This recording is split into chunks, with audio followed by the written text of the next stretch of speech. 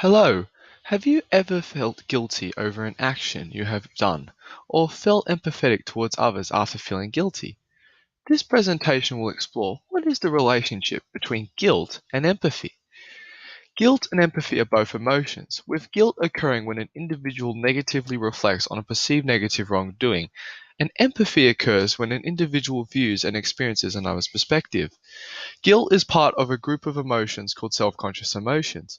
This relates to empathy as the occurrence of empathy can also be traced back to self-conscious emotions and can also be linked to guilt through feedback emotions. Prosocial behaviors is the main behavioral outcome of guilt and empathy.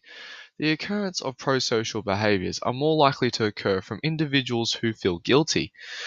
Research has shown in this regard that prosocial behaviors that result from guilt also coincide with increased levels of empathy and empathetic behaviors.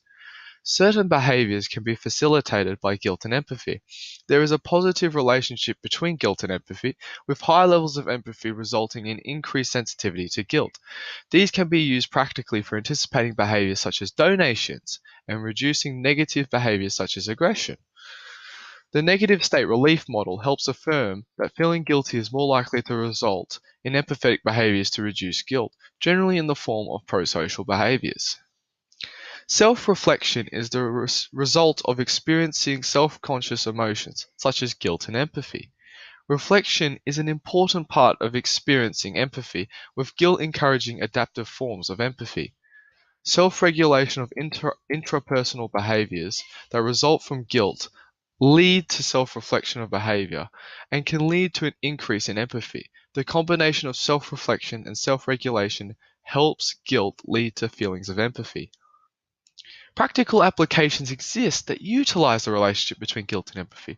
Restorative justice is a current use which is effective at generating empathy, but still isn't fully realized in its potential due to a lack of research into self-conscious emotions. There is potential for future applications, including prosocial behaviors and reducing negative emotions and behaviors. In conclusion, guilt and empathy have an abstract and hard to define relationship. This presentation has covered four main areas, but prosocial behaviors remains the best way to observe the relationship between guilt and empathy.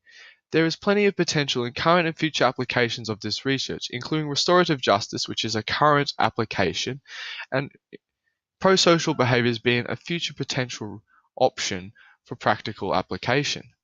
Thank you for watching this presentation, and if you would like to do further reading, there is a link to a corresponding book chapter that further explains the relationship between guilt and empathy.